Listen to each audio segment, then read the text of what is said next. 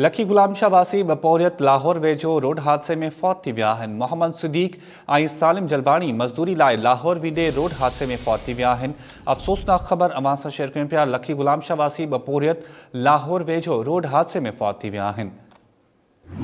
मोहम्मद सिद्दीक ऐं सालिम जलबाणी मज़दूरी लाइ लाहौर वेंदे रोड हादसे में फौत थी विया आहिनि। तफ़सील मालूम कंदासीं फ़हीम हैदर खां। जी फ़हीम, छा तफ़सील आहिनि?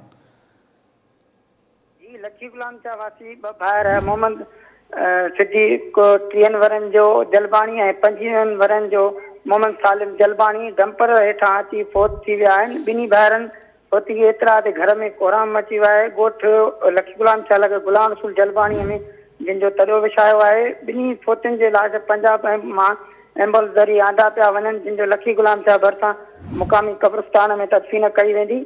फौतीअ जे भाउ अब्दुल ख़ालिक जलबाणी ॿुधायो आहे त मुंहिंजा ॿई भाइर पंजाब जे इलाइक़े फतेह जंग में हिकु निजी कंपनी में डंपर ते ड्राइवर ऐं क्लीनर हुआ, जिन जो गुज़िरियल राति जेको आहे डंपर कल्टी थियण जे नतीजे में ॿई ॼणा फौत थी विया आहिनि। वॾी महिरबानी फ़हीम हैदर अपडेट करण जे लाइ। मज़दूरी लाइ लाहौर वेंदे रोड हादसे में ॿई फौत थी विया आहिनि। मोहम्मद सिद्दीक ऐं सालिम जलबाणी मज़दूरी लाइ लाहौर वेंदे रोड हादसे में फौत थिया आहिनि।